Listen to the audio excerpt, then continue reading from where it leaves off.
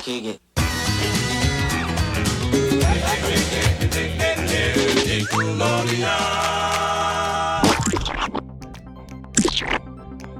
Hello, everyone, and welcome to the Girls' Room. We are back for season 2, and we have everyone on board. Thank you so much for joining us for another season.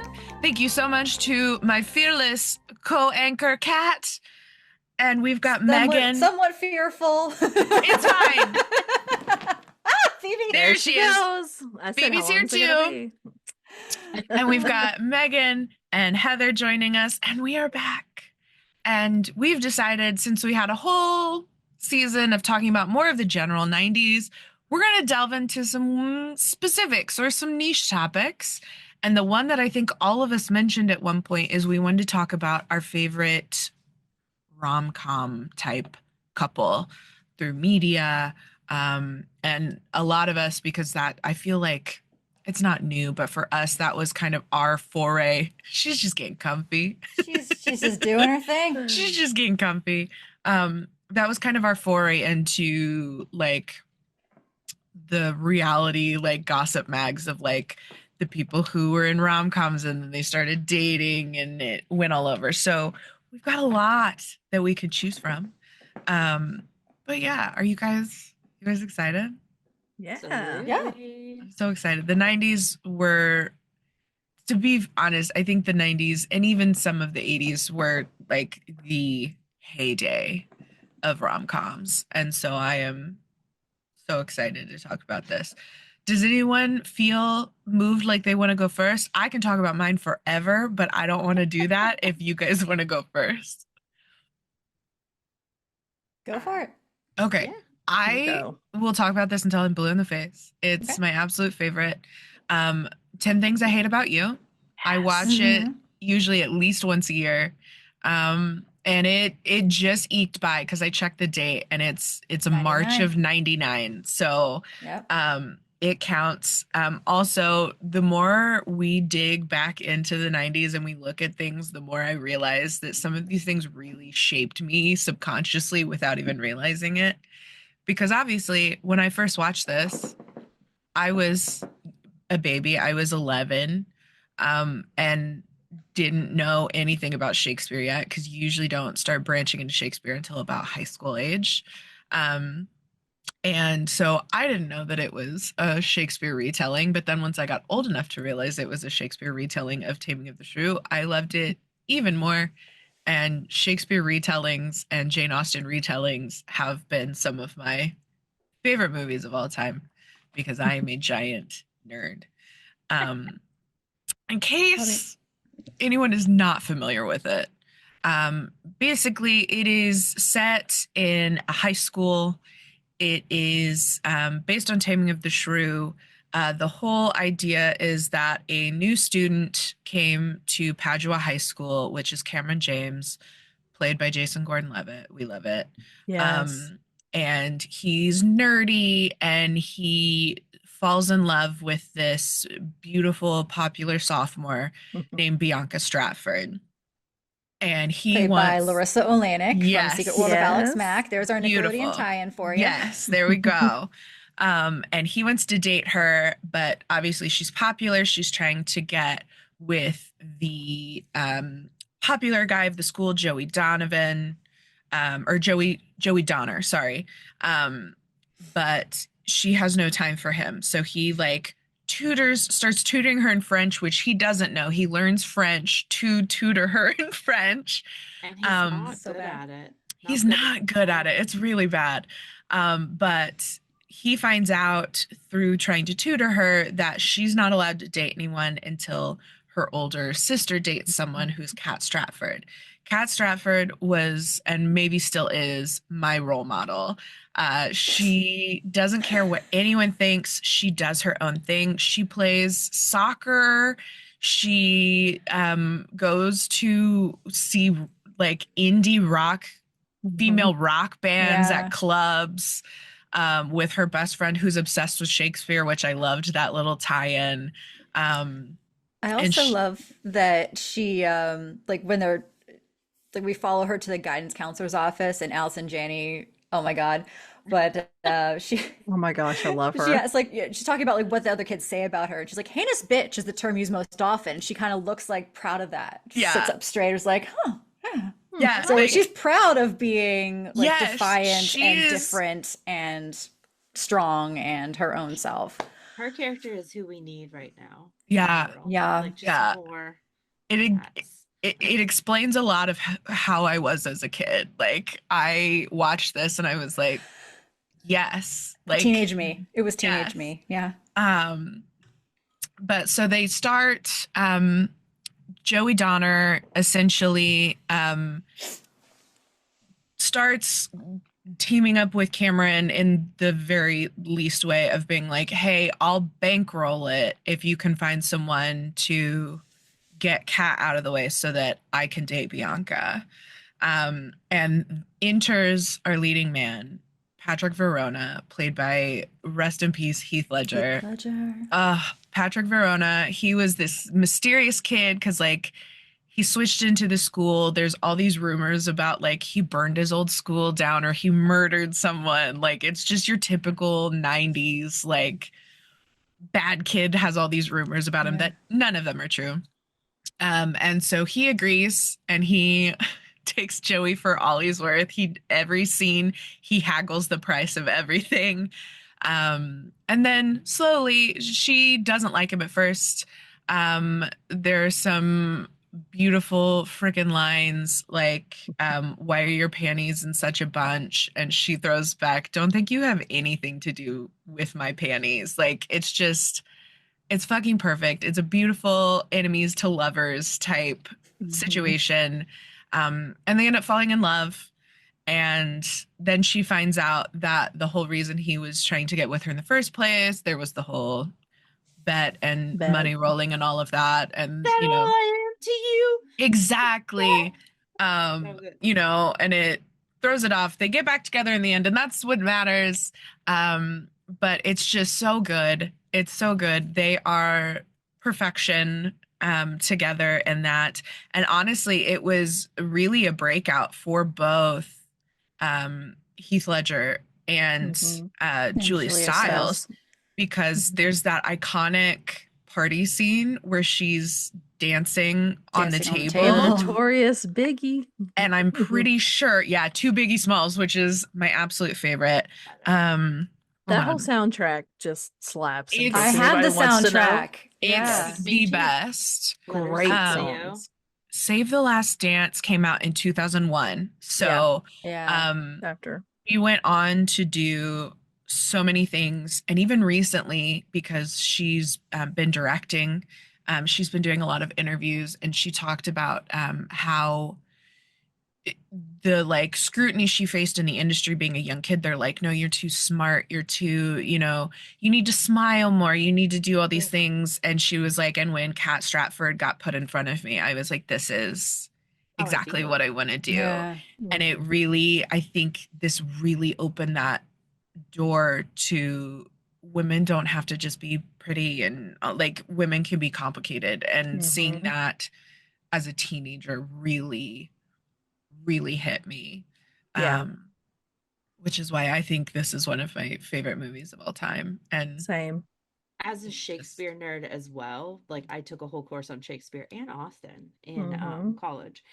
But like I liked in the movie too, I mean kind of off topic, but like how subtle like the Shakespeare references were, like the names, learning Shakespeare, the names, the iambic pentameter, like the town names, like they're all there, and how they kind of like put it all together to make it. The scene where they had to write their own sonnets in English class. Plus, English class. Her English teacher is Sean Patrick Thomas, who was then in Save the Last Dance with Julia Stiles as her dance partner. No. That's not the same actor. Oh no, I'm so sorry. No. Oh no, you're right. He was in a lot of stuff though. Yeah. What am I thinking of? He was to the Google. That's what am I thinking of? The Googling. I'll get there. I'll figure it out. But Julia Stiles, like she was in. Oh no, it was Daryl Mitchell. Yes, that's it. He was in. I thought he was in a dance movie though. Am I crazy? Maybe I am crazy.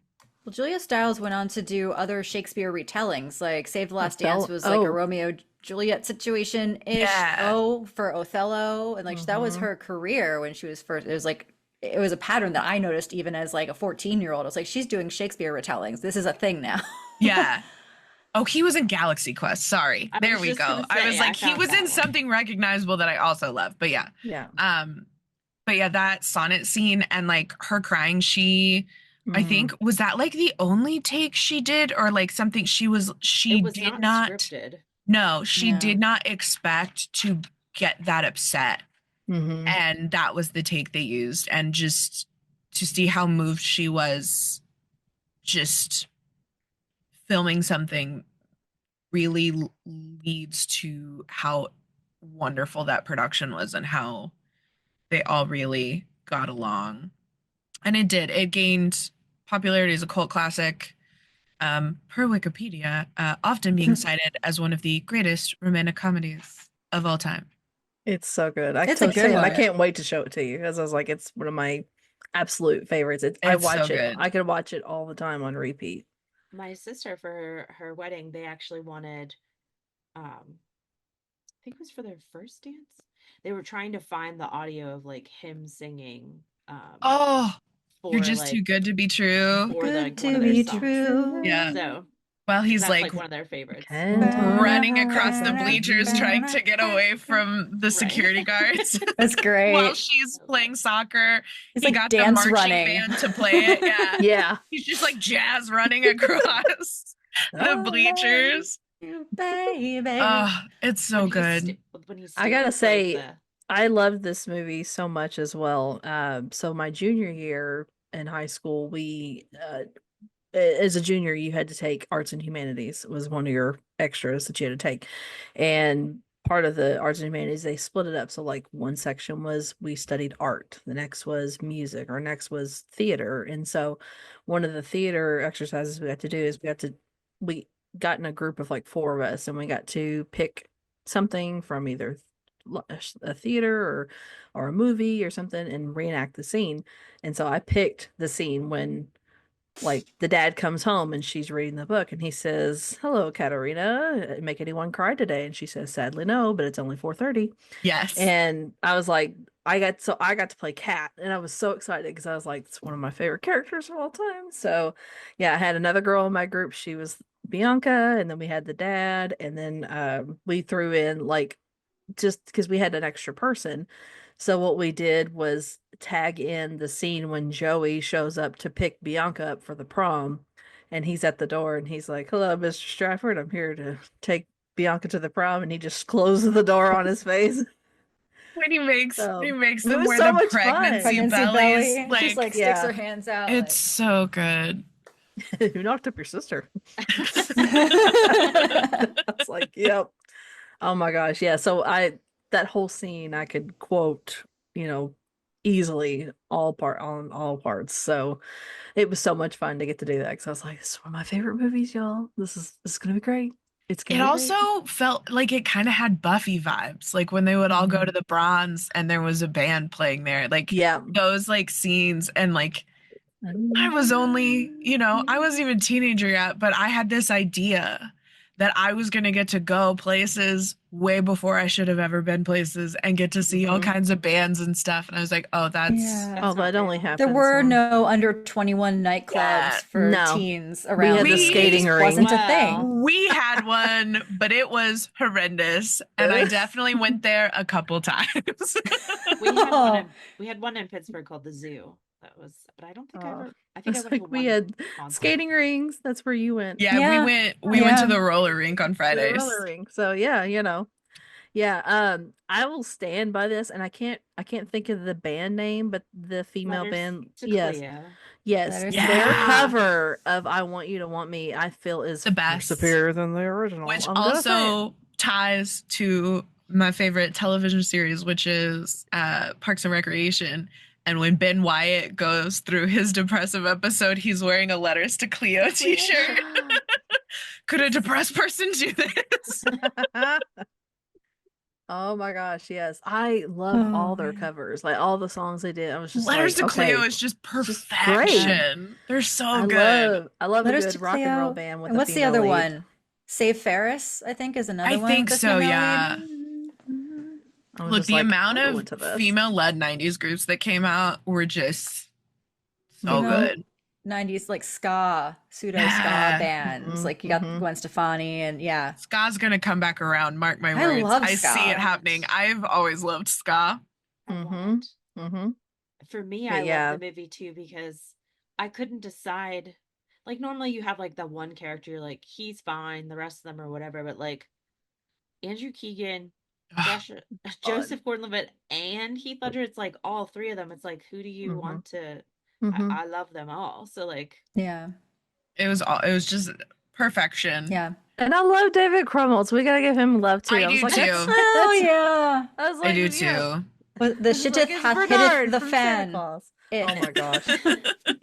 And he gets her I have that a chick on my face, dress. don't I? He gets her Yes. best friend that beautiful like Shakespearean dress to wear to prom, and he meets her there. Oh, it's so good. It's so good. I mean, you knew the movie was going to be great when it literally the first scene in the shot is her pulling up next to that car with "I don't give a damn about my reputation." Yeah. I'm like, yep, this is how it's gonna be. And I was like, yes, love it. Heath buys her that guitar because he sees her playing it in the music shop. I love that I was exposed to the feminine mystique at 11 years old. Yep. Because he asks her in the bookstore, I've misplaced my copy of the feminine mystique. She was like shoves it in his chest. Yeah. She absolutely blows through Joey Donner's car because he parks behind her. Like horizontally and not in a parking spot, so she just rams his car until she can get out. My insurance doesn't cover PMS. Tell him I had a seizure. And they made a TV series of it, which I watched the whole thing. Which was later on. It was it early 2000? 2009, I think I saw it. 2009, something like that. Yeah. And Larry Miller, who plays the dad, reprised his role, and it was just it wasn't as good, but I did enjoy it. Yeah. But yeah, Larry Miller is also just phenomenal. He's just a good he plays a wonderful dad every time he does it. Someday you're gonna get bitch slapped, and I'm not gonna do a thing to stop it. Yes. That's just I mean, I was like, where are those teachers? I was like, I want those teachers. Or like when she's like, I love this assignment. Do you want an iambic pentameter? And he's like, go to the office. And she was like, what are you talking about? He's like, I just don't want to look at you anymore. Get out. Just get out of here. Get out of my class. Who are you? Allison Janney writes romance novels. Oh my God. So she's constantly in her office. She's the OG book talker. Like she's our book talker right there. I wanted to buy her Undulating with desire. What's another word? That's an old... Julia Stiles starts giving her other words for like engorged. About Reginald's member. Oh my God. It's so good. The cat mug is like cat. You have no idea how many times people do that to me. I was just about to say cat. I wish I went to that school. Like, I feel like I would have done so much better at that school than any of the others. I'm like, that high school was freaking huge. Giant. I was like, is this a high school or college? Right? Jeez. Yeah. Oh my gosh. So I could talk endless hours on that. Forever. It's amazing. So yeah, if you've not checked it out, you need to go check it out. We have to do a deep dive now. Yes. Yeah. I feel like it warrants a deep dive for sure. Oh yeah. We'll add that to the list. A Shakespeare retelling deep dives. Yeah. Yeah, let's do it. All right. Who wants to go next? I mean, if you don't. Mine might be just really short because I watched a lot of like the 90s rom-coms, but I feel like I was more in tune with like TV was where I was at. I Sure. wanted the longer character arcs and all of that stuff. Mm-hmm. But all of the couples that I was rooting for, it was not like a will they, won't they. It was more like they will, and then something terrible is gonna happen. Like, Yeah. I really like, oh, we have like just lots of Buffy stuff because that was when I was a tween into teenager. I followed that show, Same. as I think we all did. But Mhm. like Willow and Oz were really sweet, and then Yeah. that imploded, and then Willow and Tara, and then of course Tara was, spoilers, Tara was killed off, and I'm like like, why do you you hate get these people?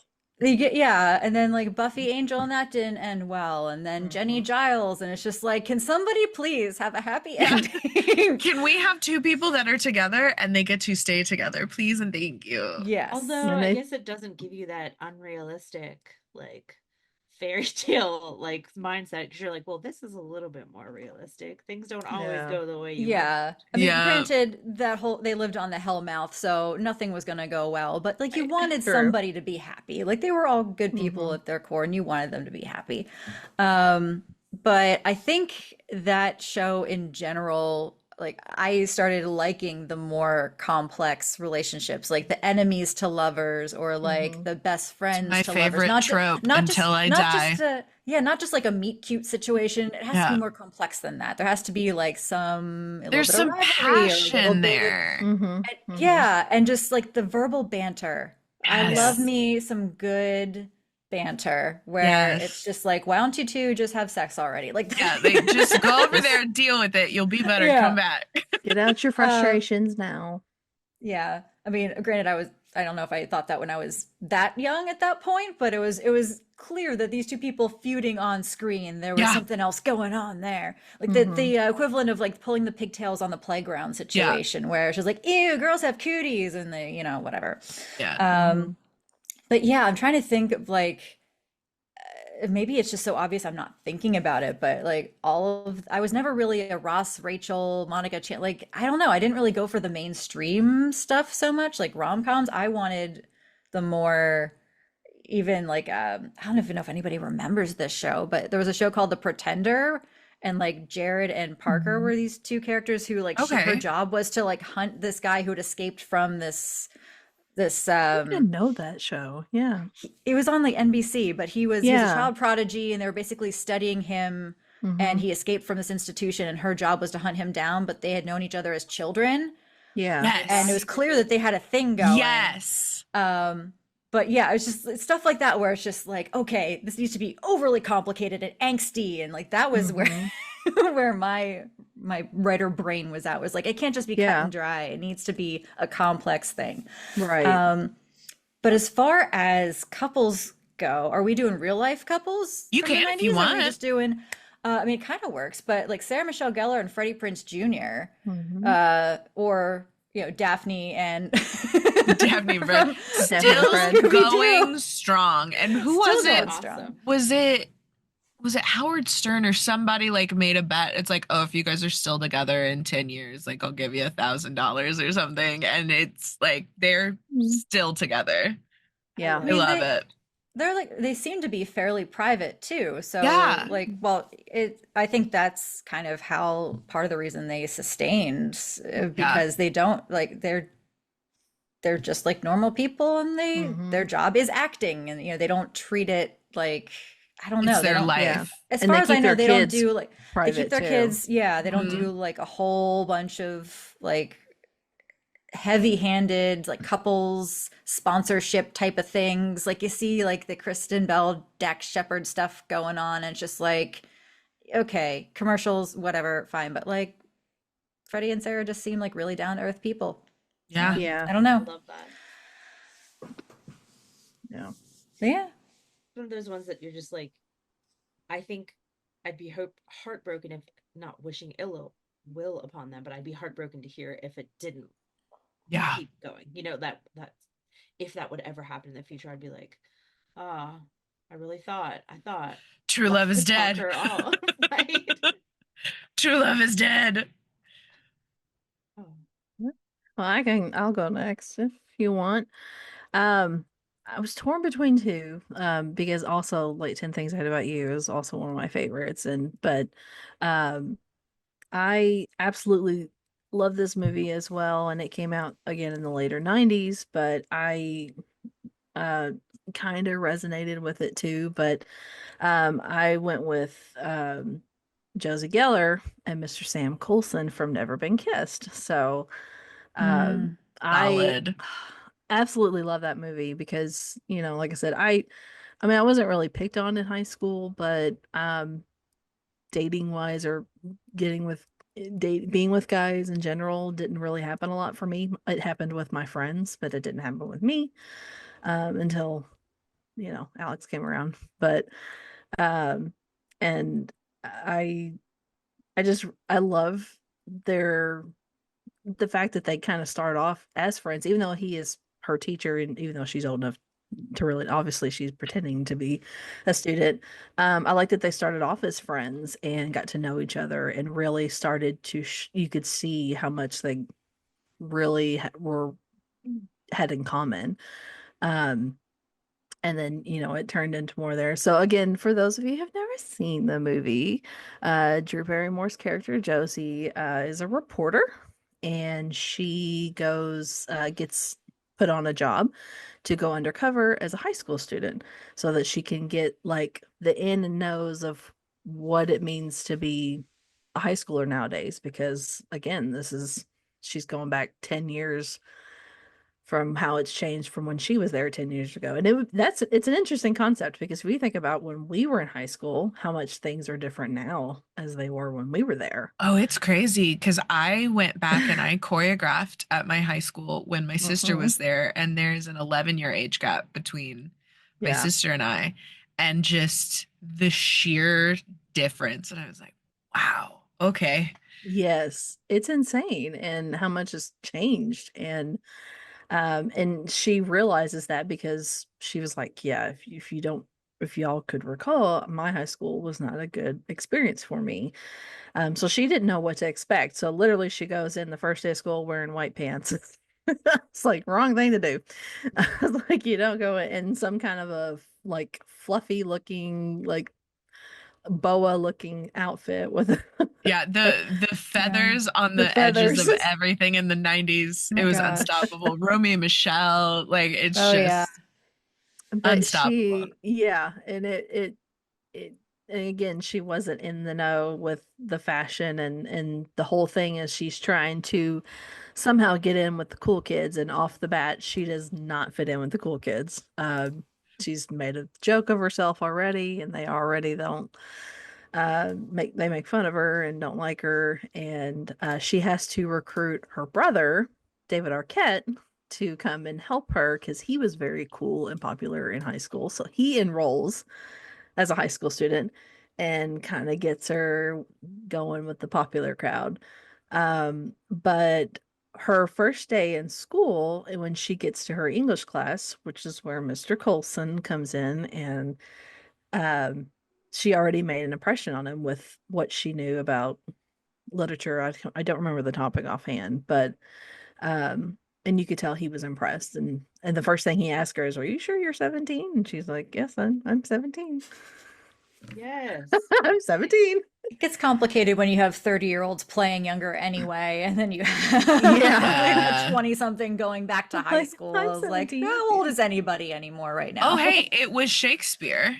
Oh, I it was was just okay. Googling that because I thought it was as well. Yeah, because I was gonna say I knew there was a Shakespeare connection We loved because Shakespeare in the she, 90s. I mean, Hmm. she for their prom they did a theme most famous couples throughout history, and she and uh whatever his name was, Guy, yeah, uh go as Rosalind and Orlando.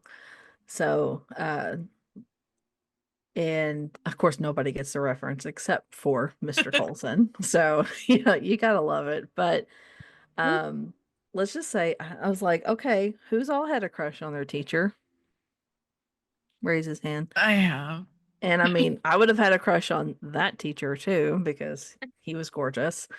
But of course, obviously she gets found out that she's a reporter, and so she decides to write an article and relate it on herself about her experience when she was in high school and what has changed now. And you find out that she has never been kissed before. Here she is, almost 30 years old, and she's never been kissed. And which is so, like, it's heartbreaking that, because she's, it's Drew Barrymore, she's beautiful. And she knows, like, she wants him to be the one to come and kiss her. And so she, of course, if people know this, she decides to go out on the first, like, I think it's like the championship game of their baseball team, and she goes out on the mound, and if he forgives her and wants to be with her, to come out there and give her her first kiss. And if it gets a little intense at the end, we don't know if it's going to happen, but he shows up, and it's probably one of the best kisses I've seen in, like, movie history. It's pretty from great. the 90s. It's a very sweet romantic kiss, and he's like, sorry I'm late, when it was just so sweet. And I just love it. And the song, of course, I just love that song that they're playing when they kiss. So, but it's just, I mean, it's a very quotable movie. A lot of big, like, actors who weren't big yet were in. We had Molly Shannon was in it. We had, of course, I mentioned David Arquette, which he was big in the 90s already. We had John Jessica C. Biel, Riley, Jessica John C. Riley, Alba. Jessica Alba, Wow, sorry, yeah. Jessica Alba. Yeah, John C. Riley. What's her name? Octavia Spencer. Oh, yeah. Like, poor, she got her Academy Award on there. Jeremy So Jordan was in it? Wait a minute. yes, Shut up. yeah, yes. That's what I was like. If you look at the cast, you're like, oh my gosh, I didn't didn't realize that was realize him. Jeremy Jordan was in that. Mm-hmm. Wow. Sobieski. Billy Sobieski, yeah. Yes. Oh, James Gary Franco. Marshall. Yep, James Franco was one of the. He's the buckets are rocking. They don't come a knocking. Yes. Mr. Coulson rocks my world. Yeah, because Jeremy was Guy. That's right. Yeah, Jeremy Jordan. So yeah, Crazy. such a huge, a lot of more well-known nowadays cast that Octavia weren't so Spencer well-known. was in it? Mm-hmm. Yes. Yep. Wow. Yep. And when you go back and you're like, oh my gosh, look, like, you never I realized that love when you doing watch that it. in 90s movies, Oh and I'm my like, gosh. you had no idea Yeah. where your Yeah. life was headed. I was like, Only. someone's here. But yes, just a huge star-studded that guy cast. from Idiocracy was in it. Andrew Yeah. Lincoln. Beef Supreme. I've just watched Idiocracy yesterday. I need to watch it again. Things are getting a little too real, and every once in a Yeah. while, when that happens, I have to watch Idiocracy. But I was like, hey, that's Beef Supreme when I looked down. But yeah, no it idea what his just real name was. it's one of my favorites, and I almost would have been like, I wonder what happened with them, or how they're doing, or I'm sure she's a teacher and he's a teacher and they had kids. And Yeah. Teacher kids. Yeah. Teacher kids. Then their kids become teachers. Yeah. So, but yeah, that was my pick. That's Hey, another one, like that's I a said, I could go through and solid quote. one. My second choice was gonna be Ever After, but I was like, I gotta talk about 10 Things I Hate About You because I don't get very many opportunities to do it. Yeah, for sure. Hi, honey. Hi, dear. I'm just kidding. I had two that I was like kind of back and forth on. So, Hi. so one is more like, one is just movie kind of thing, but it also opened another conversation. And then, so I'll just do my second one first, and it's just like a little short and sweet. Selena and Chris, like Selena Quintanilla and Chris Perez. Yes. Loved them in real life. I was obsessed with Selena. Oh man. Tragic, horrifying, just sad. But then like getting to see the movie and seeing them. So sad, love them. And they finally got together and they finally got everything they wanted, and then Yolanda. Look, she's up for parole this year, and that parole board better make the right choice. Yeah. Like, Good choices. Make the right choice. So that was a little bit of a fiction meets real world, whatever. But I think my favorite when we were talking, like 90s rom-com-y type thing, was the culmination of two great 90s stars, Meg Ryan, Tom Hanks, Sleepless in Seattle. But I could have said Meg Ryan and Tom Hanks, and you could have been like, You've Got anything. Mail? You've Got Mail. Joe Volcano or whatever that movie was. Like, yeah. They did everything together. Just Her something Billy about Crystal. right? Something about that star-crossed lovers type thing. You've got the widow who has his son, and it just wanting what's best for him, the radio show, like talking to each other before they even know each other, the whole meeting at the Empire State Building, just I don't know, something about the two of them together, like you want them to be together so much. And then also on the other end you get like, they were just such a star-studded like team. They did everything in the 90s together, like the two of them. So it just it almost made it feel like there was something between the two of them, even though there wasn't. So counterpoint to that, because I've said it before on the podcast, I'm not sure, have we aired that episode yet? I don't know. But I just, storylines like that for some reason, just to me, were kind of stalkery and not as romantic. That's fair. It's personal preference maybe, or interpretation, but I am a cynical, skeptical person, especially this day and age. And if somebody knows everything about me and like tries to meet me, like, I don't know. That's true. Nowadays, would I ever do that? No, not at all. In my romantic things, do I think that it's romantic? Yes, but it's also the suspension of disbelief. Yeah, right. I feel like if the roles had been reversed, it would definitely be a Stalker Lifetime original movie situation. But I think something about the woman pursuing the man, it makes it, I don't know if it makes it okay, but it makes it's it a weird seem double more standard. Romantic. Yeah. And I also like, because one of my favorite movies is An Affair to Remember. So it's kind of like, okay. I love that movie.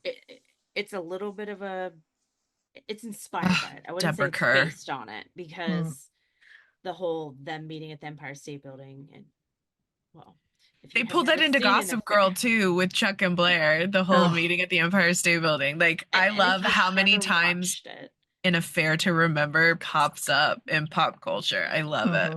And for those who have never seen An Affair to Remember, that was like the 50s, 57, I think. And they had this star-crossed love. They were supposed to meet at the Empire State Building on Valentine's Day, I believe. Well, at least that's what it is in Sleepless I think so, yeah. And she doesn't show up. And he's heartbroken. He moves on. Later on, they run into each other again. And he's like, you never came. Why did you never come? And then we find out she came. She got hit by a car and is paralyzed. And that's why she wasn't there, because she was injured, was taken away. And he's like, oh, I love you so much, kind of thing. It's just a great movie. You should watch it. It's so good. Good plug. Deborah Kerr is wonderful in everything she's ever done. So just like that tie-in of, because being someone who loved An Affair to Remember, I was like, oh gosh, is this going to be the same situation? Are we doing An Affair to Remember?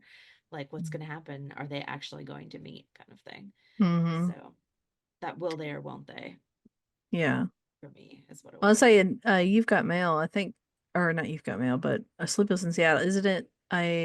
Was it that one that's kind of a take on? It's actually a remake from The Little Shop Around the Corner, the Christmas movie. Isn't it like it was actually a remake of it? Huh. I think. Because I love that Christmas movie, because I know someone told me that, because I watched it for the first time this year. Because it's got Jimmy Stewart's in it. Jimmy Stewart. It says, I think You Got Mail was inspired by. Yeah, You've Got Mail. Yeah. It says, yes, You've Got Mail 1998 is a modern adaptation of Shop Around the Corner. Yeah, Shop Around. Okay, so it's You've Got Mail, not Sleepless in Seattle. Okay, I couldn't remember which one, but I was like, it Two might people be who the You don't know Got each Mail. other's true identities. They get along with their correspondence in correspondence, but not in person. Yeah, I also thought I was gonna have much more pen pals that turned into the love of my life in the 90s. I And I was always feel on like AOL. Like, Sponsored by AOL, yeah. like I always thought that's how I was gonna find the love of my life. Those movies lied to me. So I thought they lied too, but I found them on Instagram. So I mean, That's fair. I guess there's still time. There's still time. So you're saying there's a chance. So you're telling me there's a chance. I was also kind of stuck, like, do you go something like you said, Kat, like more sitcom, that long haul kind of thing with like Corey and Topanga, which is cool because then you get, you know, Boy Meets World and Girl Meets World. Yeah, you get the after. They still have their stuff that they have to go through, but they the strength of their relationship. And like seeing how they parent and like how they struggle with that and how they struggle with their relationship as parents. And I love that because you always wonder what happens at the end. Like, you can dream up, use your fan fiction, figure out what happens to them in the future. But it was nice to like have a Girl Meets World kind of things where like, yes, they're still together. Oh, look, they have kids. Yeah. Oh, look, this is what it's like to be a parent. And still have that dynamic of the child going through the same struggles. Yeah. There's so many options. They're just the 90s was so good for romantic pairings. Yeah. That sparked huge careers for so many people who didn't previously have them. My other one I was going to pick, but I just had, I mean, it's also one of my favorites was Cher and Josh because from Clueless, because it's, I know it's like, oh gosh, you know, because he's her stepbrother, but I was like, you know, they're not related. Really, not really, because they're not related. There's not even anything close to that. So I was like, I'm not as creeped out. And then I was like, it's Paul Rudd, and the man doesn't age. I mean, the man does not age. Vampire. He looks great. I mean, but I mean, just the whole dynamic of that movie, just I loved it. And I mean, who all didn't want to be shared to have the closet that she had and her house and her Jeep. And I was like, I wanted all that. The scene of them trying to drive on the freeway is still one of my favorite scenes from that movie. The whole time they're just screaming at each other in the Jeep. I need to rewatch it. They're not letting me merge. Very much woman, like, if you do not call me woman, she says. You call me woman one more time. You almost expect like her to be that dumb blonde kind of trope, but then she's like, very smart. She opened the door for Elle Woods. Like Cher opened the door for Elle Woods, of a girl who's a rich girl who's kind of common sense dumb, but like when Cher gave her thing about was it like one of the genocides in Africa or something, and like she nailed it. She may have not said it in the most academic way, but it's like, no, she totally got it. Like, she's not dumb. She just doesn't necessarily have common sense because she's been rich and taken care of and not had to figure things out for herself. But yeah, Cher 100% opened the door for Elle Woods. Cher walked so Elle Woods could run. Exactly. Because you knew, like, they had something there when they were like when she's in debate class, like, and she's able to win a debate, and it's like, and her dad's a lawyer, so it was like, there you go. I mean, the door just opened for that movie to be made, and and I mean, come on, that was, I mean, Alicia Silverstone had done a couple, some movies before this movie, but this was the one that just solidified, like, she will always be remembered. I know, I mean, for this movie, regardless of all the other amazing things she has done. But And I don't think I think she's okay with that because I mean Oh she goes yeah. back to it all the time nowadays, and she brings it up and how much she enjoyed in that movie. Um, but yeah, I was like, I love that movie. Another movie that has great music and a soundtrack to it. Um, fun story. While we were cleaning out at stage 2 the other day, Tony goes, "I've got a soundtrack. If anybody wants it, to Clueless. It's just been here. Does anybody want this?" And I was like, "I do." Mine. Taking. So she's like, "Well, it's yours. You can have it." Because she's like, "It's I don't. I just found it the other day," and I'm like, "See if anybody wants it." And I'm like, "Absolutely." So, Sign me up. but you know, when you mentioned, and this, we could even talk about this another time too, is talking about TV couples. Um, and I know Alex, this would probably be Alex's number one as well, but for me, it would definitely be the Huxtables because re- despite the controversy with Bill Cosby, their characters on TV, they were an amazing couple. Yeah. Between their marriage, how they raised their kids, the partnership between the two of them was I would make phenomenal. the same argument for Aunt Viv and Uncle Phil from Fresh Yes, Prince. absolutely. Absolutely. Yeah. And again, both couples, very educated Hmm. and have amazing jobs. Yeah, they had Uh, careers, but their they careers. were partners. They didn't fall into gender Yep. roles. Yep. It And wasn't like the Bundys, like Yeah. yeah, things in the kitchen. poor Peg Yeah. stuck at home, but listen, she didn't let Al walk all over her. I'll give it to her for that. So, but yeah, I that was going to be my pick for as far as if we did TV, but I absolutely admire them. They're to see that started, you know, it started in the 80s, but they were iconic in my mind too. So, but yeah, just there's so many other rom-coms out there that, you know, Alex's favorite actress did quite a few of them, you know, Julia Roberts, but Don't say her name. those are some fun ones too. But I was like, I appreciate Julia Roberts. I've watched so many Julia Roberts movies and I love them, but like mhm. after a while I'm like, no more Julia Roberts, please. She was hopping, buddy, in the night. She was Like in she was a hopping in everything. rom-coms in the 90s. Like it was like back to back to back to back with Her her. and Sandra Bullock. Yeah. We were talking before you guys joined in. We were talking about While You Were Sleeping. I Mm-hmm. loved that movie. That is a good movie. Oh. Not in so long. So good. Mm-hmm.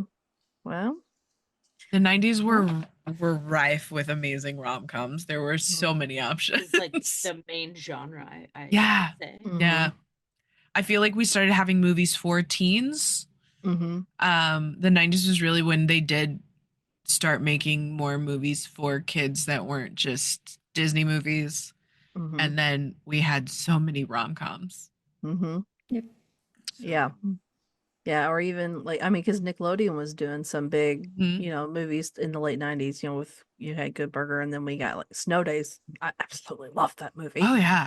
Um like those were picking up really, you know, and like you said, you know, we had those kids ones, so it was like we needed something just a little bit more for the older Yeah. group of kids, but um Snow Day kind of had a mixture because I felt like we had Mhm. a teenage storyline with Yeah, the you saw the two older best kids friends, and the younger and kids then you had and your younger kids. So yeah, it kind of has a mixture of both. But yeah, that's like a lot of the tropes with like 10 Things I Hate About You and Never Been Kissed being the nerd in school, or you know, or like She's All That. You know, that was Mhm. another one that, you know, can we make a nerdy girl look, you know, beautiful or Look, all whatever? she But has to do is take off her glasses take and her take down glasses her off. ponytail, and Wait, she's wait. stunning. Did it Mhm. work? No. Beautiful.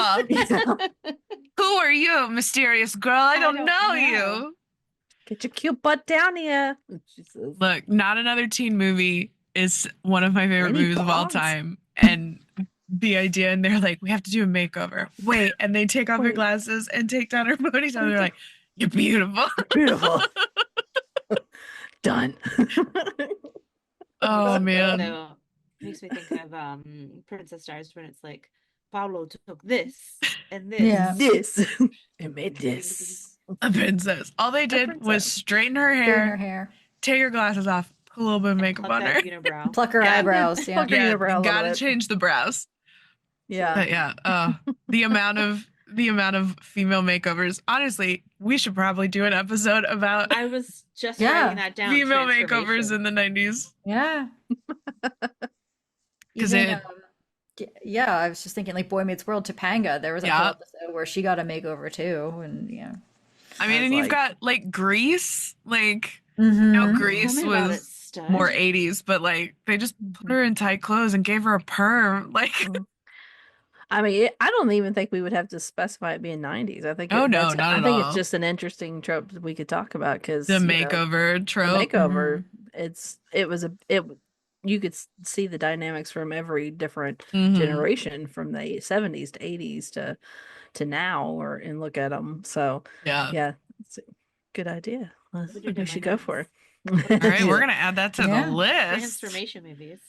Uh-huh. All right. I also Well, wrote down TV yes. parents. I wrote TV parents. Who would you like to be your parents? Who would you want Yeah. to be yours? Yeah. TV Not that parents I are would good. Give up my Mhm. parents for anything, but like when you're growing up, like Oh, no, which of parents do course. you, like look Mhm. up to. So Absolutely. All right. Well, thank you all for joining us on our first episode of season 2. Yay! I'm so glad. We have, I can't remember if it's 5 or 6 coming at you this season, but we're going to keep compiling more topics. If you have any ideas, shoot us Yeah. an email, let us know on Instagram, and we can add your topic to the list because I'm sure there are a million topics we can talk about, and I know we won't think of all of them. But thank you so much for joining us, and we will splat you later. Bye.